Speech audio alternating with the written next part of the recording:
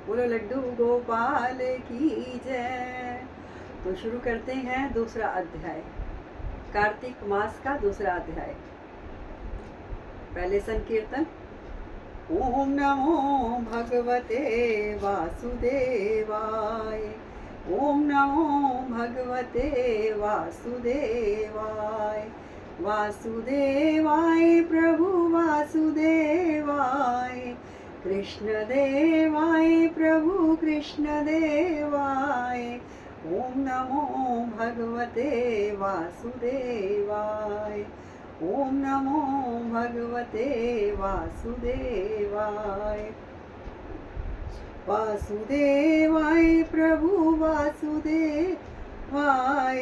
कृष्ण देवाय प्रभु कृष्ण देवाय।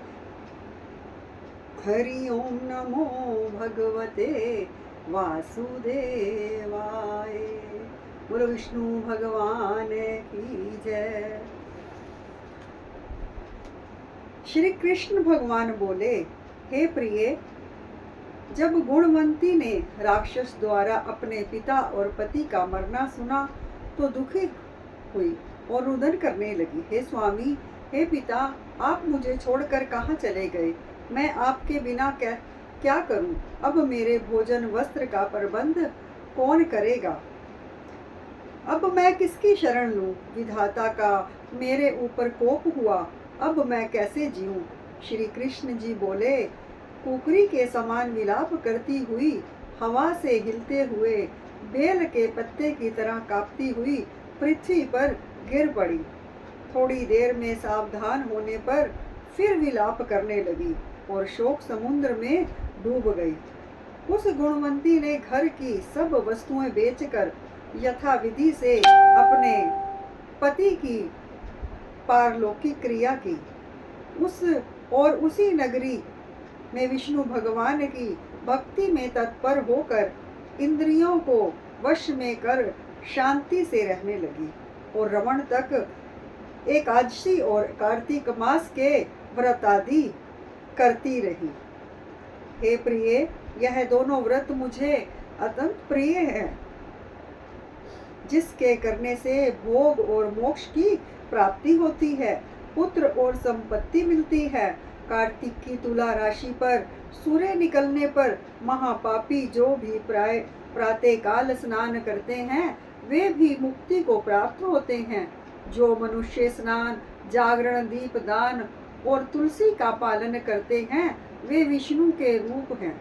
विष्णु भगवान के मंदिर में झाड़ना, सतिया काटना तथा विष्णु की पूजा आदि का कार्य जो मनुष्य करते हैं वह जीवन मुक्त होते हैं। इस प्रकार वह गुणवंती प्रत्येक वर्ष कार्तिक व्रत और विष्णु भगवान का नित्य ही पूजन करती रही। एक समय वृद्धावस्था के कारण दुर्बल होने से, रोग और ज्वर से पीड़ित होने पर भी गंगा स्नान को गई। जो ही पानी में उतरी, जाड़े के मारे कांपने लगी। उसी समय गुणवंती ने आकाश से आता हुआ विमान देखा। शंख, चक्र, गदा, पद्म आदि आयुधों को लिए हुए विष्णु के रूप धारण करने वाले पार्षद गरुड़ की ध्वजा वाले अप्सराओं से युक्त ऐसे विमान में बिठाकर उसे वैकुंठ को ले गए। प्रदीप अग्नि के समान कीर्ति वाली गुणवंती विमान में बैठी हुई कार्तिक व्रत के प्रभाव से मेरे पास आ गई। जब ब्रह्मादि देवताओं की प्रार्थना से मैं पृथ्वी पर आया तब वे गण भी मेरे साथ आए। हे भामिनी, यह सब यादव मेरे गण हैं और तुम्हारे पिता देव शर्मा भी इस जन्म में सत्राजित हुए और तुम्हारे पति चंद्र शर्मा इस जन्म में अक्रूर हैं। और हे देवी, तुम ही गुणवती हो जो कार्तिक के स्नान के प्रभाव से मेरे लिए अत्यंत प्रिय हो। तुमने तो मेरे मंदिर के सामने तुलसी का बगीचा लगाया, उसी से यह कल्प वृक्ष तुम्हारे आंगन में है। कार्तिक में जो पहले तुमने दीप दान किए, उसी फल से तुम्हारी सुंदर देह और घर में लक्ष्मी देवी का निवास है।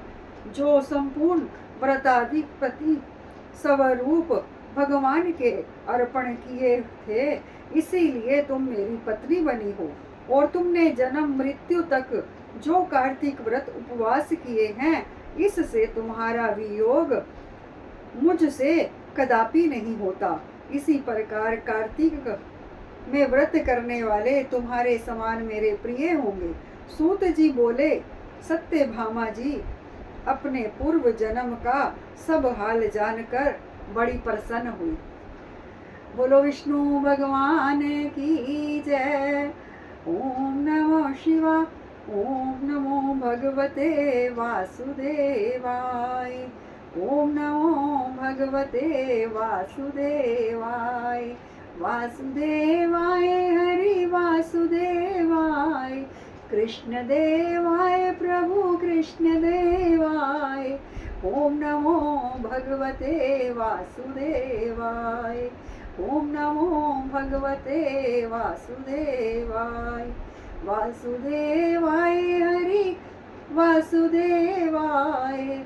कृष्ण देवाय प्रभु कृष्ण देवाय। ओम नमो भगवते वासुदेवाय।